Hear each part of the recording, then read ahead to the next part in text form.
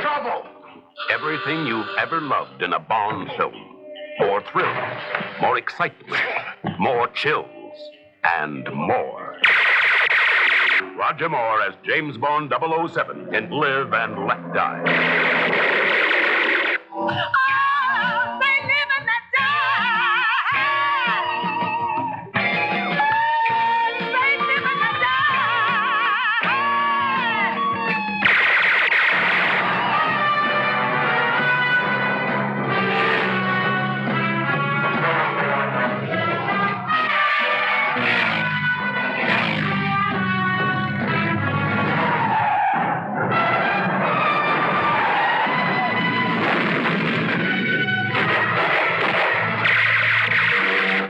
Miss the boat, or you'll miss the most exciting Bond film of all.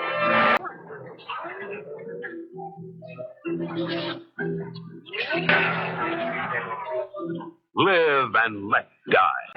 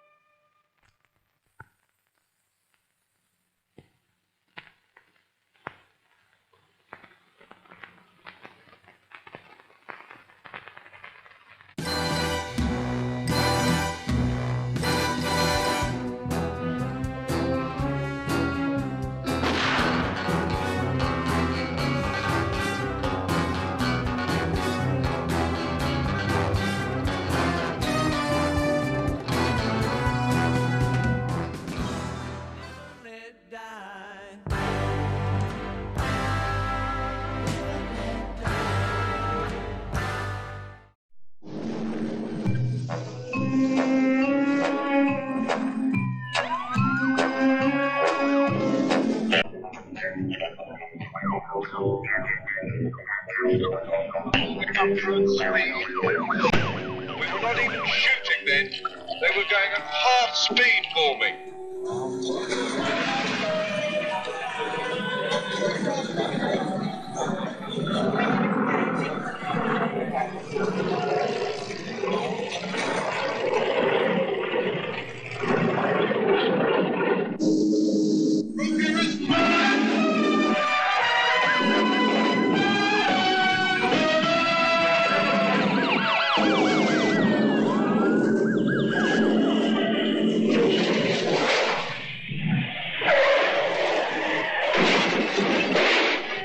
Pick up a pinter.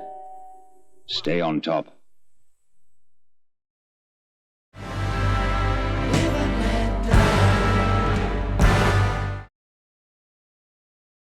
Live and Let Die is the 1973 spy film, the 8th in the James Bond series, produced by Eon Productions, and the first to star Roger Moore as the fictional MI6 agent James Bond.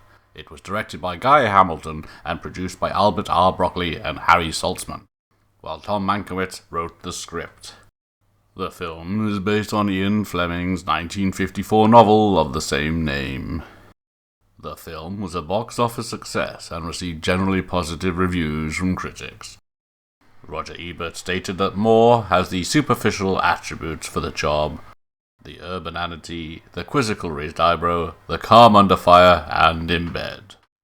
He rated the villains as a little banal, adding that the film doesn't have a Bond villain worthy of Goldfinger's, Dr. or Oddjobs of the past. Producers Harry Saltzman and Cubby Broccoli have presided over 7 phenomenally successful James Bond films. Live and Let Die will be the 8th in their series. We originally planned to use Roger Moore when we made Dr. No, but he wasn't available. He was working on television. And then when we recast for On Her Majesty's Service, he was again not available. And now for Live and Let Die, he was available, so we signed him up. The director, Guy Hamilton, a veteran of 2 of them. Goldfinger and Diamonds are forever. I don't expect them to cheer and laugh when he first appears. He's got to earn their respect, and I think he'll do this very quickly. I would be an awfully ungrateful actor if I didn't say I like being James Bond. It's like being a precious stone in a very expensive mounting, and a Bond film is the most expensive mounting you can get as an actor.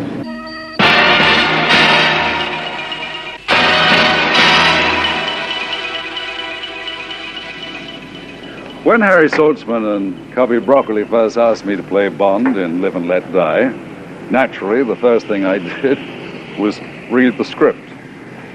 To my horror, I realized that I would have to get myself in a much fitter condition than I normally keep myself. I'm fortunate, but I do have a swimming pool at home, which I use at 6 o'clock in the morning, but I realized that was not quite enough, so I spend half an hour in the pool in the morning and half an hour of fairly strenuous exercise. The reason being, in Live and Let Die, I'm required as Bond to do things I've never done before. Fight 1,500 alligators. Be towed behind a boat in a glider. And also drive powerboats. Oh, I've putted around in the Mediterranean in little boats, but I've never driven them at really high speed or performed some of the horrendous stunts that I'm expected to do in this. Harry and Cubby got hold of a young man from the southern states of America called Jerry Como. His function on the film is stunt driver, stunt coordinator, and also my teacher.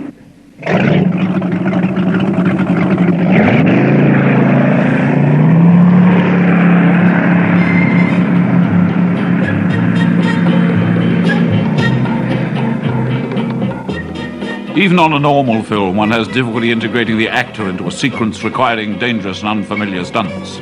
In a Bond film, the problem becomes more acute. How to lead your star through the most unthinkable perils without losing him somewhere along the way. Roger Moore is always willing to give it a try, even when the writer and director have conspired to place some pretty formidable obstacles in his path.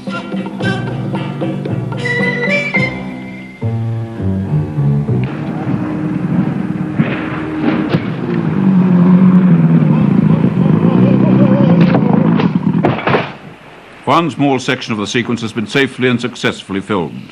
For Roger Moore, this is the beginning. For others, such as director Guy Hamilton and screenwriter Tom Mankiewicz, the end product of a process begun almost a year earlier. With the project as complex as a James Bond film, how do you begin? Well, you meet on January 1, and you lock yourself up in an office with a lot of cigarettes. And usually in about 3 weeks, you've got the story. You've got 3 acts. You know roughly what's happening. You know the characters involved. But the real problem is where you're going to take James Bond to, because you can't take him to places where people go for their summer holidays. He can't go down dirty back alleys, because you see this on television in every thick year, every night. Bond always goes after a villain who happens to own a private island, the largest yacht in the world, an underground volcano, so that in the course of these adventures, Bond is going to meet the prettiest ladies in the world. He's not going to meet prostitutes. He's not going to meet anything like that. One is looking for things that no way, except by buying a ticket to see a James Bond picture, are you going to be allowed. I always think of Onassis, that Mr. Big to me is always Onassis, and therefore I look for private islands, I look for private aeroplanes, I look for, which should have swimming pools on. This is the way one starts thinking. The sounds and feel of the Caribbean seem to act as a natural complement to the stories. It was on Jamaica, in this house, that Ian Fleming spawned some of Bond's most worthy adversaries. 3 of them were Blofeld in From Russia with Love, Goldfinger and Dr. No. Live and Let Die has its own assortment of villains, and Gloria Hendry as double agent Rosie Carver amply proves that not all of them need to crush, to slice or to kick to get their way. But even though they come in differing shapes and sizes, James Bond has learned to be wary of all of them. Julius Harris plays the part of Teehee, a one-armed henchman with a potentially painful handshake. You know what I do with this? You know what this is? You know what this is? This is a hook that I use in the Bond picture. I played a part of Teehee. And I use this to get hold of Bond's wrist like this. Close it. And then I take a gun out. And I bend it.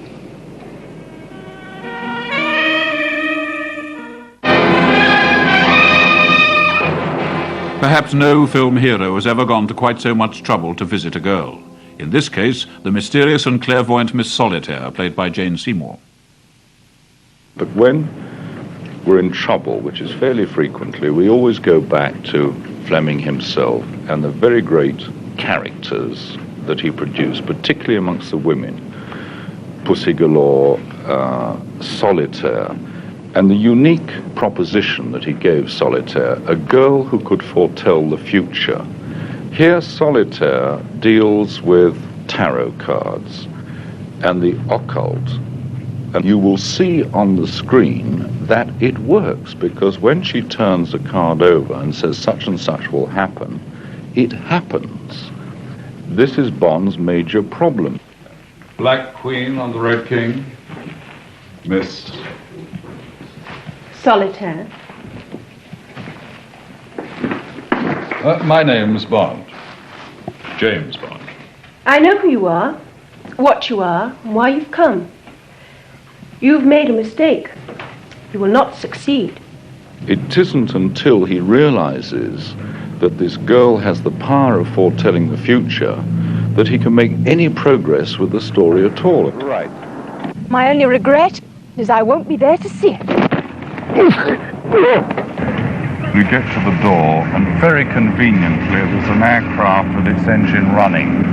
It's too convenient, but you run over, and the excuse for it is there's a little old lady sitting waiting for a driving lesson. No time for just who are you, don't worry, I'm giving the lesson. And we're off down here. Now the heavy cars come in here. You can't get out to the airfields. There's nowhere to go round there. By this time the cars have got ahead, so we cut in. We've got enough room to get through here. Well, two low wings here, and the idea is that because the low wings you can get over and across. Coming back down here, the more heavies are coming here, they drive you into the hangar. First load of heavies come round, miss the bend, and this is the first of our disposable aircraft.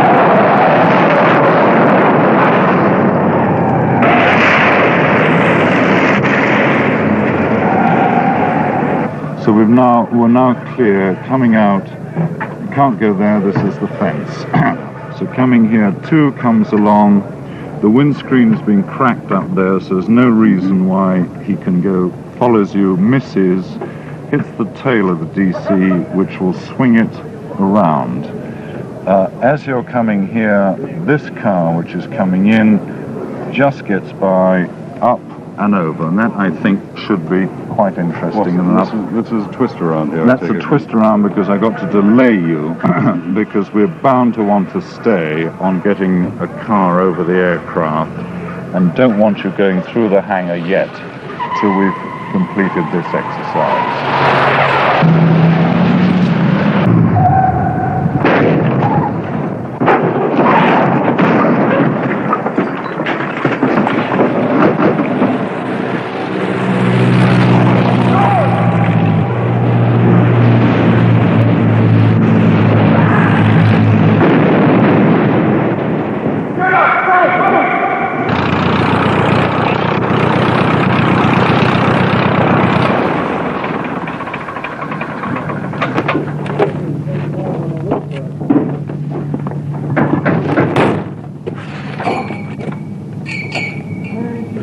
Well, that's not bad for a rehearsal, is it? Guy Hamilton thinks I'm going to do that again. You better get the other fellow back, I tell you. Dr. Kananga, Bond's chief nemesis in the film, played by Yaphet Kotto. Hold it there, hold it there. It's on balance. Keep him on balance and go.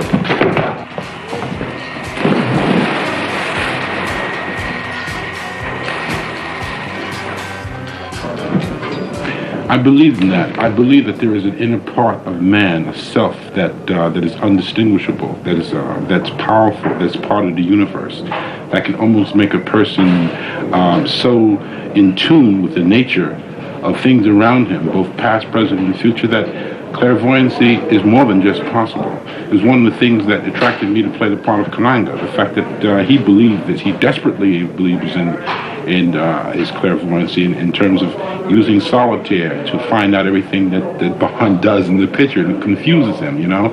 Every move that Bond makes, Kananga is on top of him because he's got solitaire.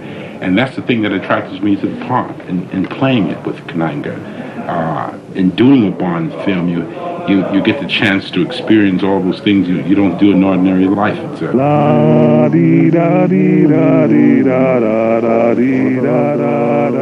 Clairvoyancy, tarot, and the voodoo religion are all familiar subjects to Geoffrey Holder, who plays the evil god of cemeteries, Baron Samedi. Born in Trinidad, himself a witness to many voodoo ceremonies as a young boy, his affinity with the occult became almost infectious. We have been on the same vibration all day long. All right? That's right. If you fall, get up. I couldn't care less. All right? That's what we're here for. 5, 6, ready, go. And run 10, 3, 4, 5, 6, 7, 8. 1, 2, 3, 4, 5, 6, 7, 8. 2, 2, 3, 4, 5, 6, 7, 8. 3, 4, 5, 6, 7, 8. Holder has starred as a dancer on Broadway and has maintained a celebrated dance company of his own in New York for many years. Now in Jamaica, he rehearses the National Ballet Company for a scene in the film that's to be shot later that evening. And 1, 2, 3, 4, 5, 6, 7, 8. You all look like Swan Queen 6. Rest. Woo. Seems ages since I last did.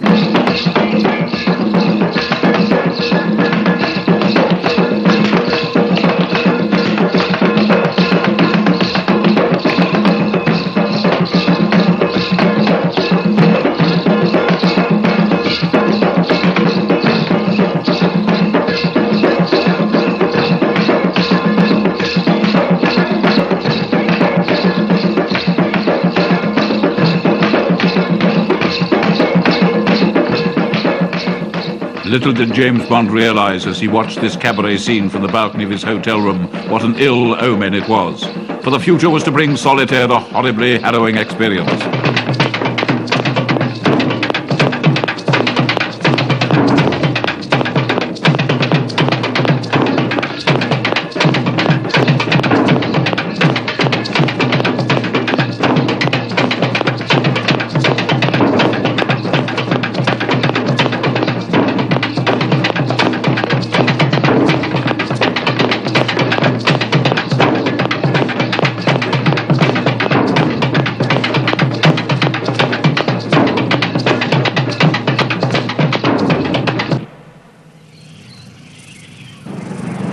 These prehistoric monsters, there are about 2,000 of them around here. They're very odd things. They live to 200 years old, so they're not going anywhere, and that's why you always see them not moving, but they can really shift. And the only piece of information, useless I might add, that I can tell you is if they come at you, zigzag, because they can't zigzag.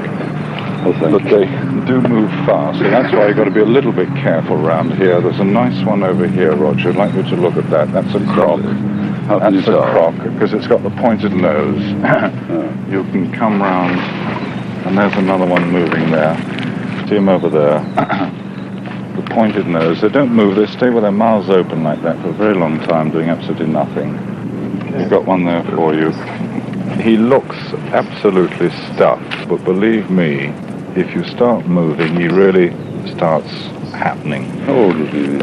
He's about 5, 6 years old. All there too, floating. That's the sort of shot that we like. Get you and them together. I said, let's go to New Orleans. Why, said Tom Mankiewicz, and I said, well, because I love jazz and I've never been there. That's a good enough reason. And he said, oh, you'll love it. I've been there. And we said, well, now we've got to find what we're going to do when we get there. What happens in New Orleans apart from jazz? And Tom said, well, there are jazz funerals. And So we went there and had a look and saw hundreds of feet of film of old jazz funerals that people had recorded. So far, so good, but that was only one scene lasting about a minute on the screen. And I knew that they would transparently see through this unless we invented something else that took place in New Orleans as well.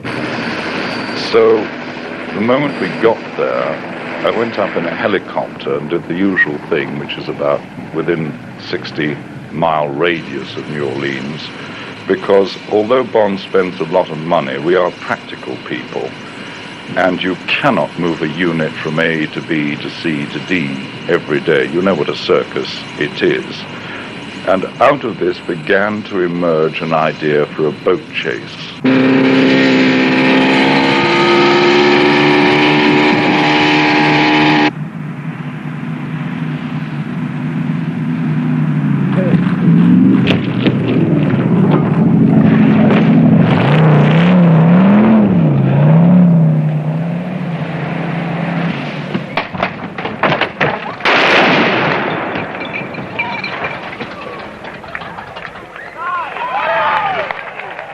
Not only does he crash through wedding cakes and into tents, but leading black stuntman Eddie Smith is involved in a whole series of spectacular stunts throughout the film.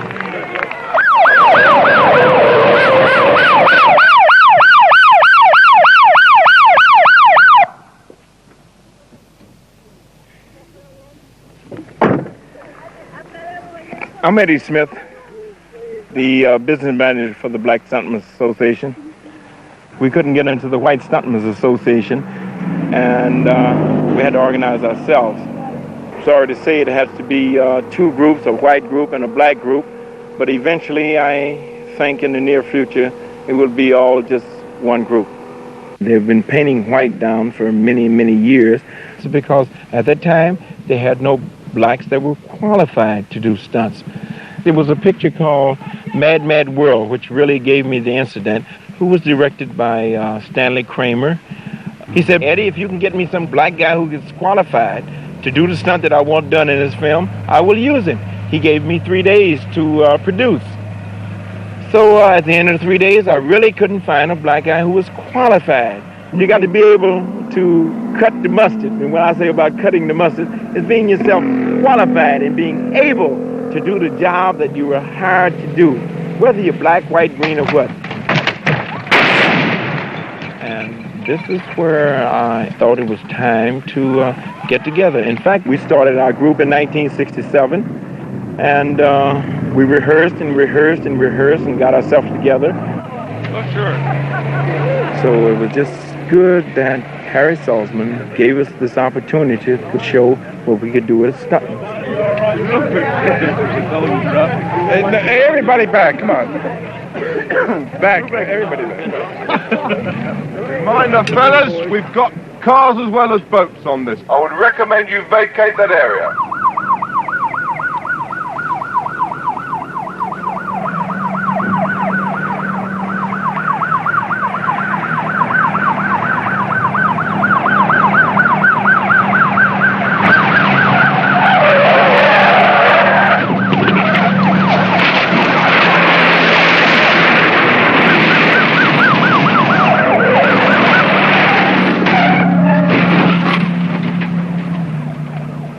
Bond has become fantasy. The joy for me of making a Bond picture is that the audience know perfectly well what I'm going to do. They know the ground rules.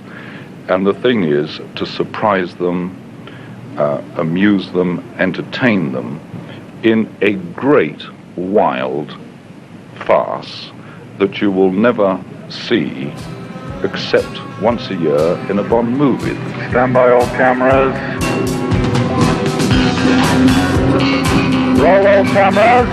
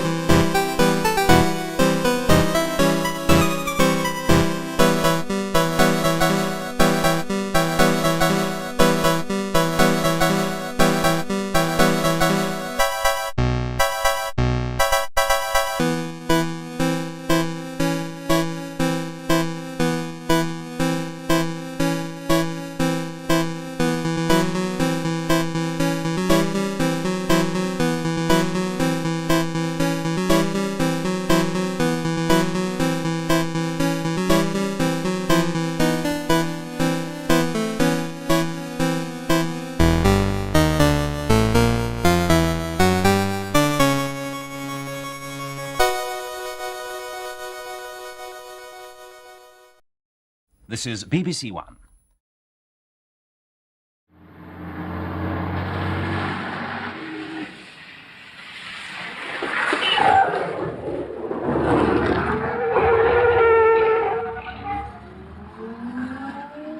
Any cinema-goer would be convinced that was film star Roger Moore behind the wheel. Men at the Chiswick Bus Training Centre in London know better. Only their mate Maurice Patchett could put a bus into a skid like that on a 25-foot road and come out smiling.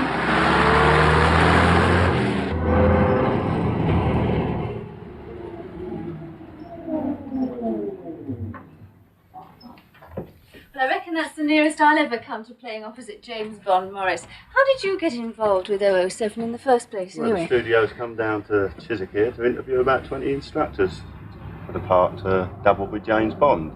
Well, we thought he was pulling our leg, of course, you know.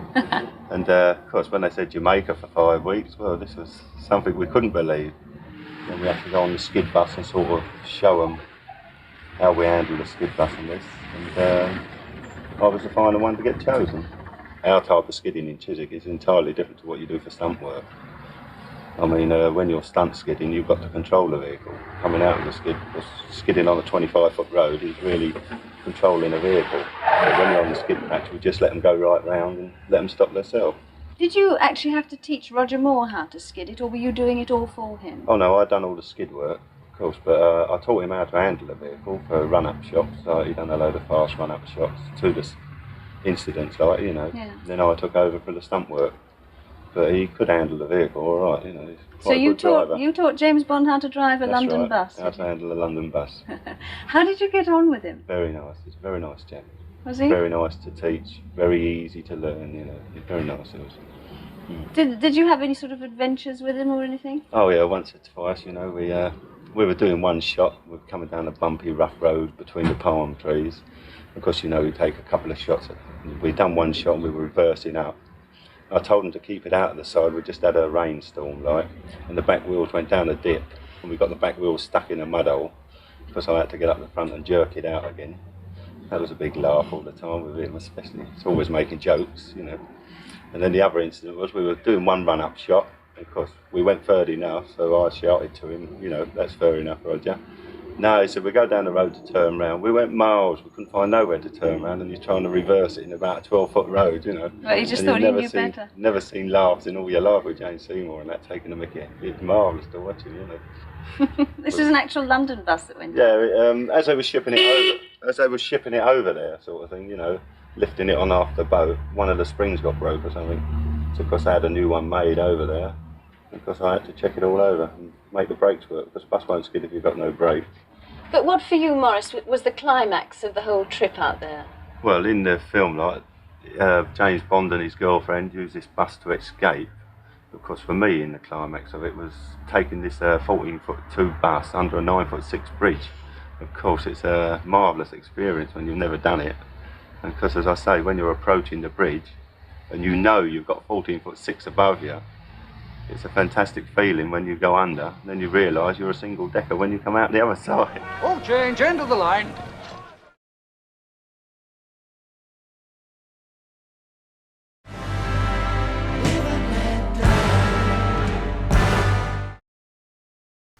The film was released in the United States on the 27th of June 1973. The world premiere was at the Odeon Leicester Square in London on the 6th of July 1973, with general release in the United Kingdom on the same day.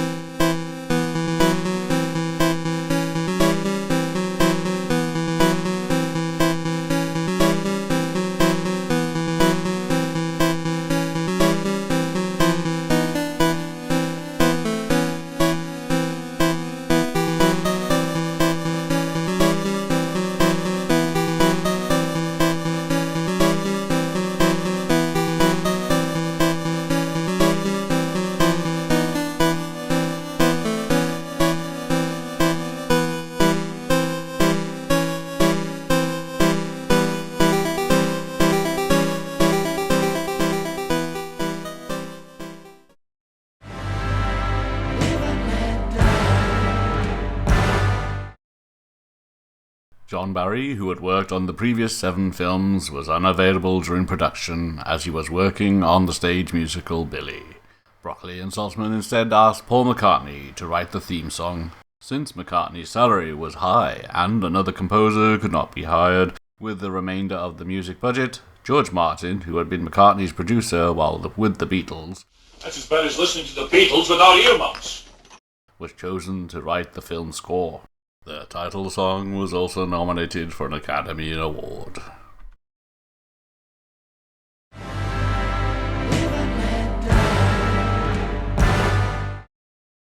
The film was released on VHS in the US by CBS Fox and Warner Home Video in the UK in 1982.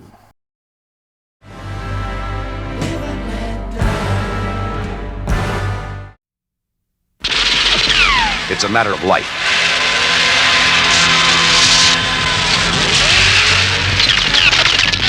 and death. It's 007. My name's Bond. James Bond. It's deadlier. It's livelier.